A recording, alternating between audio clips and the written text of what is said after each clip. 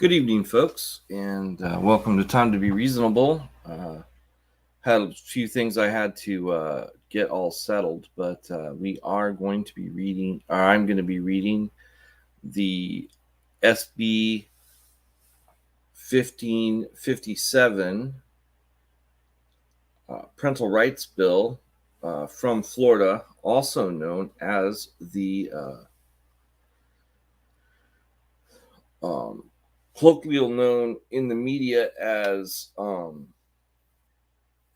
Don't Say Gay Bill. And we're going to read it and find out exactly what it does say, because that's how we learn. I'm going to pull it up right now. I've had this ready to go all day, pretty much. It's the first thing I did today. Huh.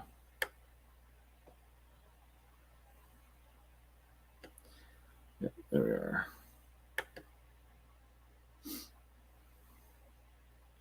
All right. Everybody get your pen and paper, and I will also be commenting. This is legislation from the Florida House of Representatives, CSHB. It's a House bill, my bad. 1557, engrossed 1, legislator 2022 legislature. I'm not going to read the lines, I'm just going to read the text of the bill.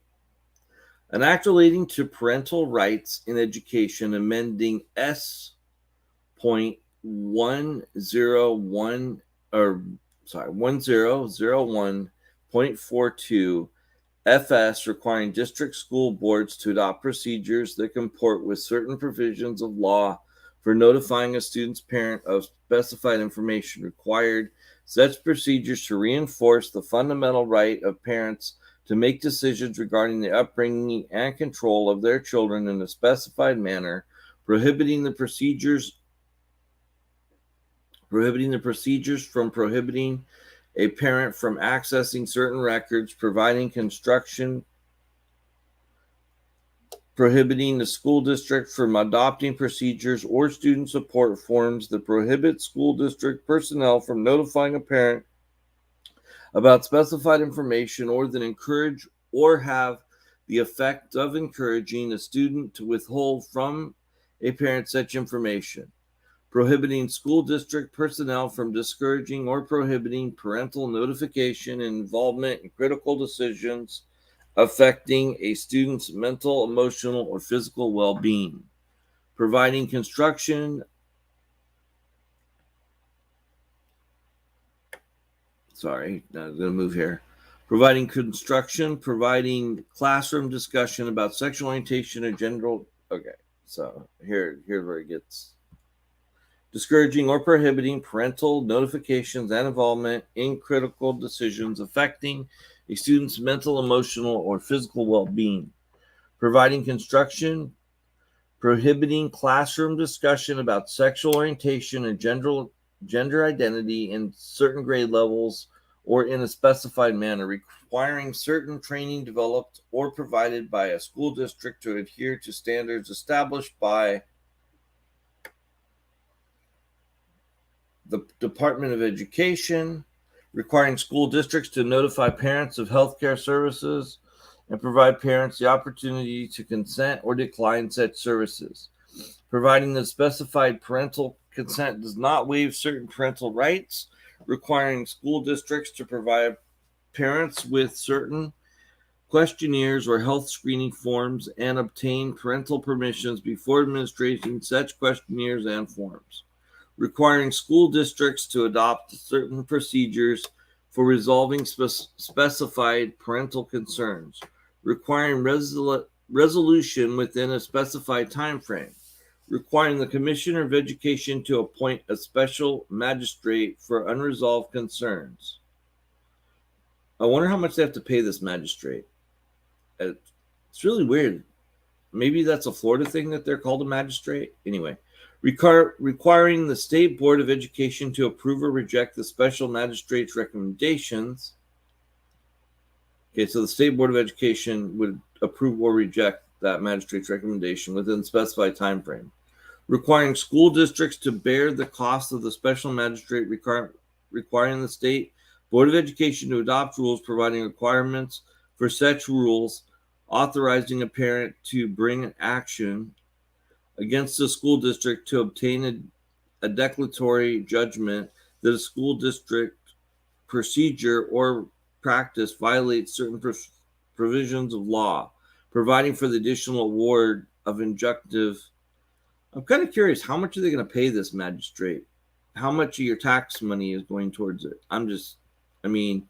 This would seem to be something that would be a concern with, most people with liberty-minded thinking.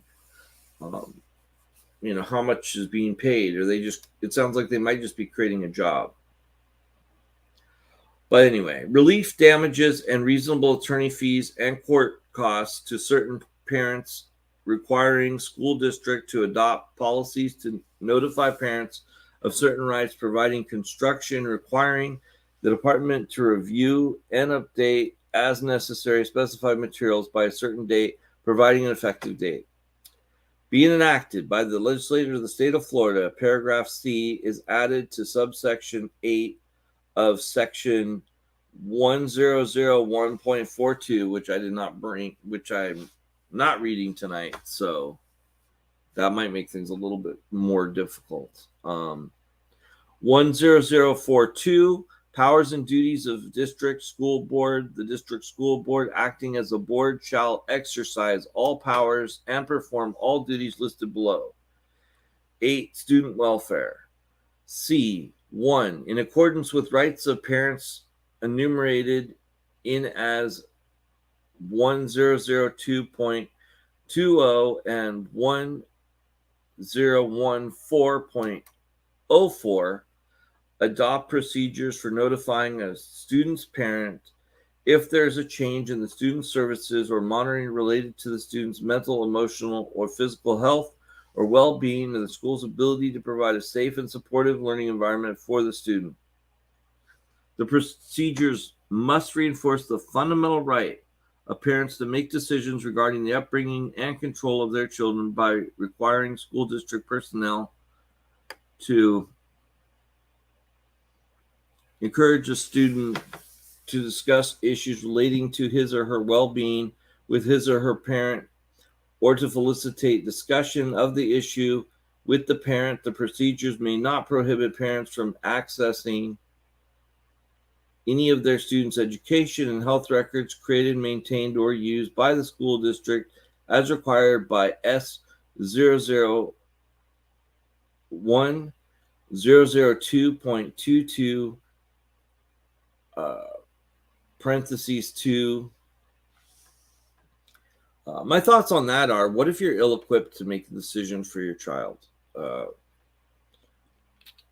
What if you don't have the information? Like, basically, you could get all the records you want, but you don't have the information.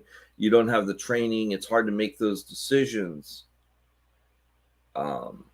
Sure, they're giving you the right to make those decisions, but I'm just saying, like, how does this actually help your child specifically? Because the school and some of the people that they've trained have the information, whereas you don't necessarily. Like, you could have all the paper in the world, but if you don't know what you're looking at, it does make it a little bit more difficult. That's my thoughts on that.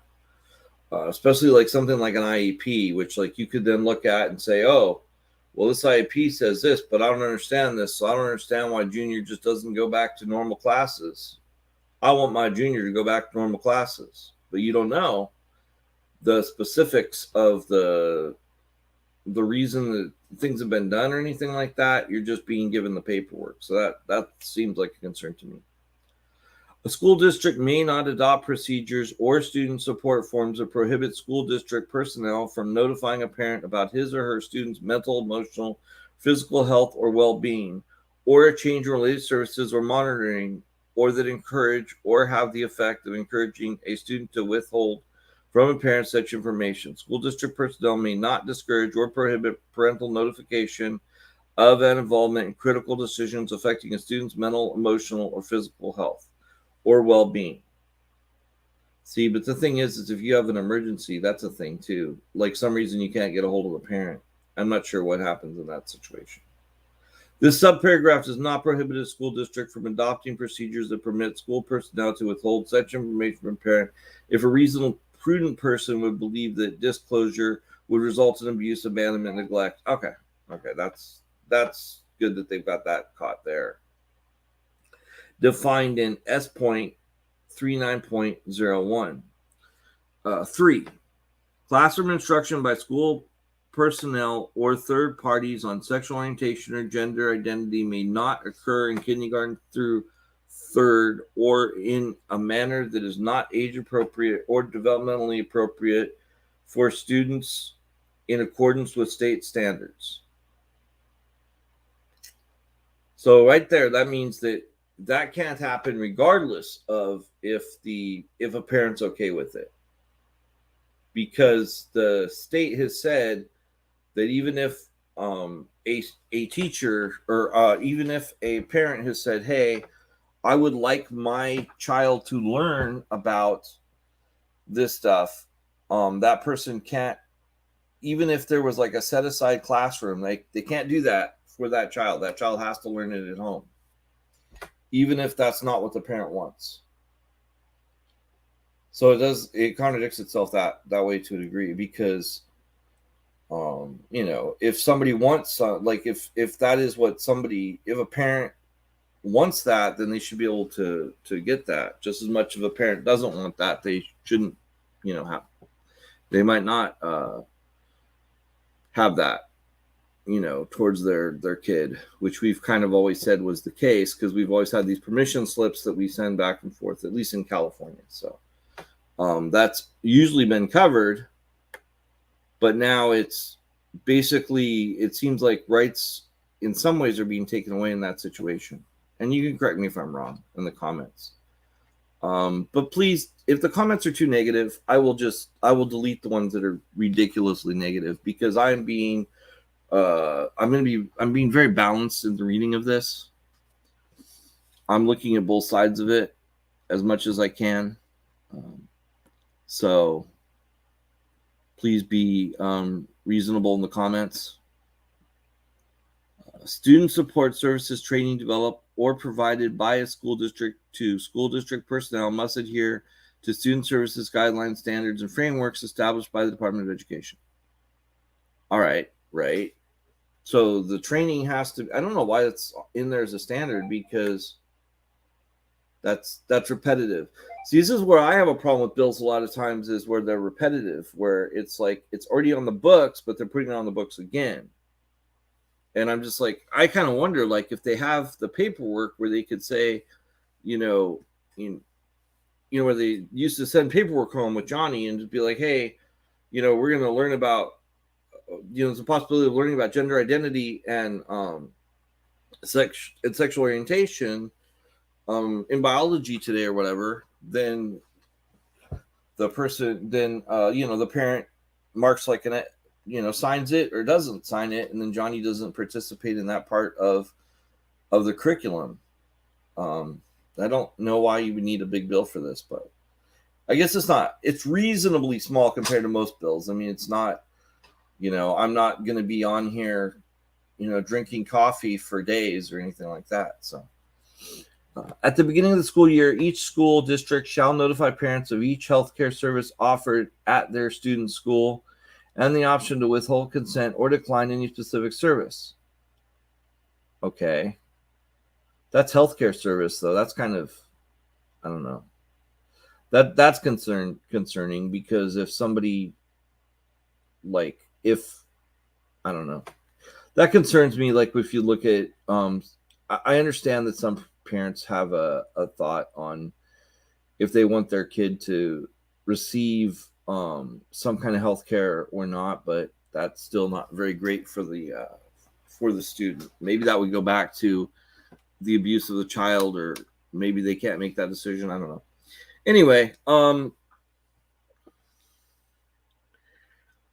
Service does not waive the parent's right to access his or her student's educational or health records to be notified about a change in his or her student services or monitoring as provided by his paragraph.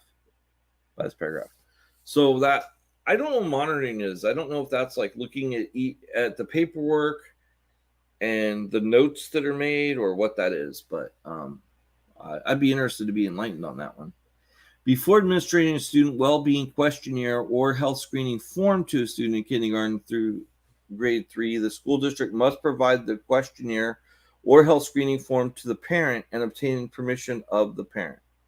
Okay, that's fine. I don't think that's a big difference in how things have been done, but maybe correct me if I'm wrong. Each school district shall adopt procedures for a parent to notify the principal or his or her designee regarding concerns under this paragraph at his or her student's school and the process for resolving those concerns within 7 calendar days after notification by the parent. Okay, so that's time frame. At a minimum, the procedures must require that within 30 days after notification by the parent that the concern remains unresolved, the school district must either resolve the concern or provide a statement of the reasons for not resolving the concern. If a concern is not resolved by the school district, a parent may request the Commissioner of Education to appoint a special magistrate, this guy they're going to pay again, who's a member of the Florida Bar. Okay, so it's going to be they're going to pay a lawyer some money in good standing and who has at least 5 years experience in administrative law. Okay. The special magistrate shall determine facts relating to the dispute over the school district procedure or practice, consider information provided by the school district, and render a recommendation decision for resolution to the State Board of Education within 30 days. So if they comply differently, then they withhold information from the parent or something, then they have to face this magistrate, from what I understand, right? The State Board of Education must approve of or reject or recommend the decision at its next regularly scheduled meeting that is more than 7 calendar days and no more than 30 days after the date the recommended decision is transmitted. The cost of the special magistrate shall be borne by the school district. The State Board of Education shall adopt rules, including forms necessary to implement this subparagraph.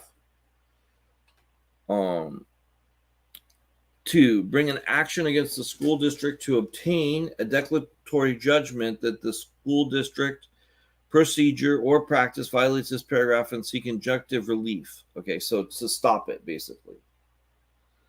A court may award damages and shall award reasonable attorney fees and court costs to a parent who receives declaratory or. So maybe they don't pay him. Maybe he's paid through or maybe that's a different attorney that would come in at that point. I don't know. Anyway, oh, great, awesome.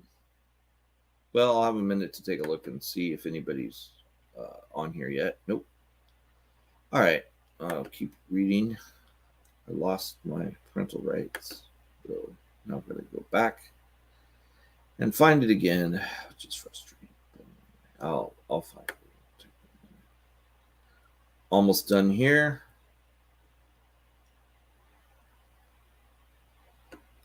Injunctive relief. Each school district shall adopt policies to notify parents of the procedure required under this subparagraph. Nothing contained in the subparagraph shall be construed to abridge or alter rights of action or remedies in equity already existing under the common law or general law. Section 2, by June 30th, 2023, the Department of Education shall review and update as necessary school counseling frameworks and standards, educator practices and professional conduct principles, and any other student services personnel guidelines, standards, frameworks in accordance with the requirements of this act. So that's what it says. And this act shall take effect July 1st, 2022. So that's basically what we're talking about. And it's I mean, basically, it discusses. It does discuss gender identity, and they're not discussing gender identity without, well, at all. But it pretty much is just a bill explaining how, making sure the parents have all their consent rights protected by some magistrate who I guess will get paid some money to do that. I don't know how much. And it's funny because the bill doesn't specify like how much, or maybe this is a title that already exists. I'm not sure, but obviously that means that it is going to be a raise in taxes. There's more paperwork, because you have a department, or you have this guy that has to maintain that this is happening or whatever. And if you have one guy over, I don't know how many schools are in Florida, but I'm guessing more than one guy can usually handle, so, or girl. I don't know if this magistrate is a male or female, and that's not really that important. But just as far as, I don't know what type of I don't know what. At no point does it mention monies that would have to be paid out, but obviously, as in any kind of a bill like this, some money, some taxes would have to be paid in order to figure this out. And I do take a little bit of exception to the fact that if somebody does want to teach their child about gender identity, and it says in certain grades, which is really weird too, because it doesn't really specify. Maybe it does in the amendment. I don't know. But from what I can tell, it's like it gives parental rights, but it does take them away, because if you, I mean, yeah, maybe it's possible that in all of Florida, all the parents are not for this. But if you are, it doesn't matter, because you don't get that option.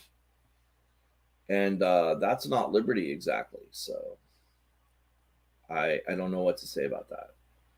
But for everybody else that is wants say in their parents' education, I don't necessarily see a problem with that.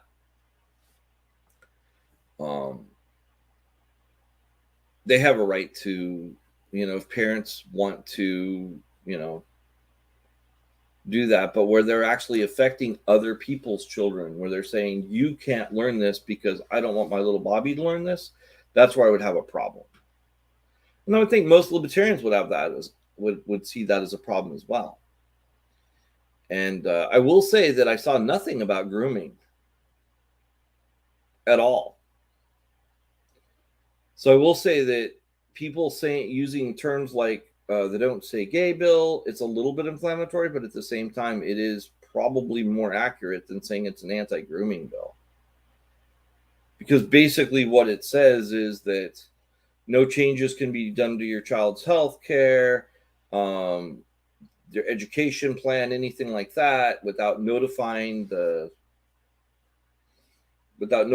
parent. I don't even know what monitoring is. I was trying to figure that out, but it's not very clear. We can see what monitoring is. Let me see what monitoring is according to the Florida. Actually, let's find out what the magistrate is. We'll do that too, because I have a little more time, and I don't want to just poof off. I'd like to actually, really dive into this a little bit. So, Florida Education Magistrate.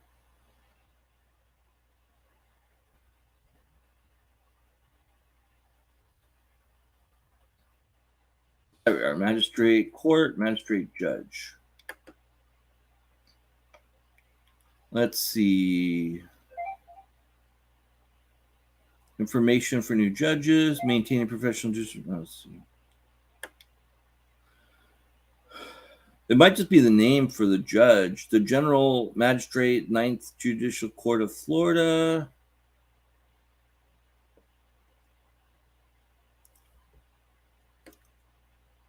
Board of Education Magistrate.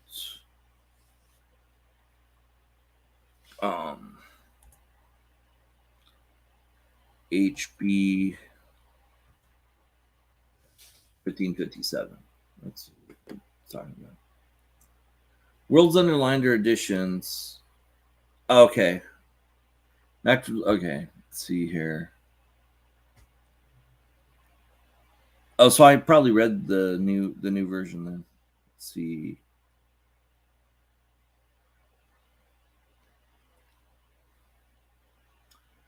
The special magistrate. I'm looking for.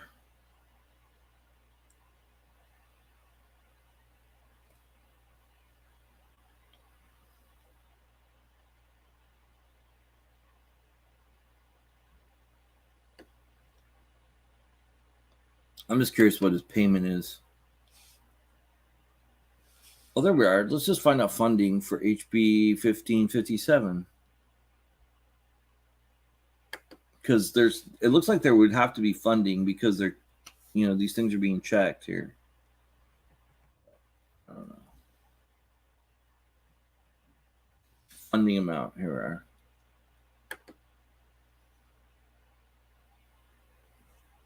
Education Employment Committee, bill analysis of physical impact statement. Here we are. According to the Senate, here's the bill impact statement from staff analysis. Palazzi and Grace Sadbury. Let's see, physical impact.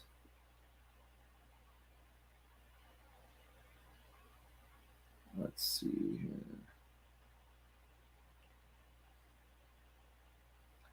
So I'm reading as I'm going because I'm not reading this verbatim. I'm just looking for the specific information here.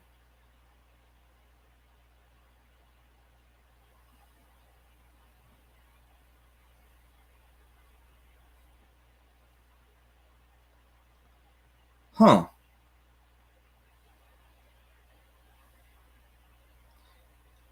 Oh, here we are.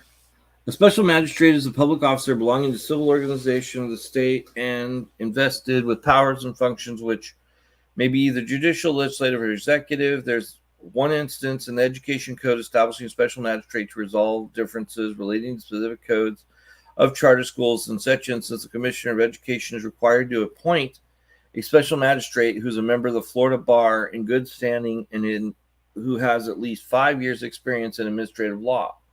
The special magistrate must hold hearings and determine facts relating to the dispute and or render a recommended decision for resolution to the State Board of Education. The special magistrate may administer oaths and issue subpoenas on behalf of the parties of the dispute or in his or her behalf. Within 15 calendar days after the close of the final hearing, the special magistrate must transmit recommended decision to the SBE and to the representatives of both parties, and the SBE must approve or reject the recommended decision at its next regularly scheduled meeting.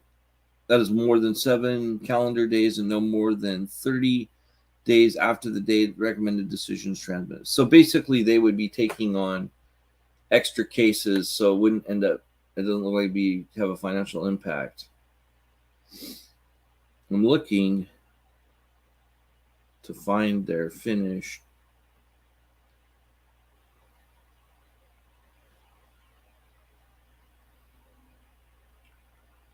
So it looks like government sector impact. The bill requires the DEO, the Department of Education, to review and update the necessary existing guidelines, students, and frameworks. School districts may need to adopt updated training materials based on the DOE review. The physical impact of these changes is indeterminate, so they don't know how much that's going to cost. But it looks like pretty much in most cases, they don't think it's going to have any impact. And that's fine. I am kind of curious what monitoring is, so we'll look that up. We're running out of time. So I think that's good enough right there. But basically, to recap, the bill is about parental rights, and it does seem to overcover things that could be done with just permission slips, at least to my way of seeing it. But uh, it does it gives parents rights to make sure that the school is not changing monitoring of the student without telling them. I'm not sure what monitoring is, but I guess monitoring their paperwork, letting them know statuses have changed, things like that, I guess. But didn't see anything about grooming. Did see a discrepancy about, um, if students or if there are parents that do want their kids to learn about gender identity and sexual orientation, they cannot at school. So even if they want to, they can't do that. So some rights are being taken away. So that's some issue with that. But other than that, that's basically what the bill says.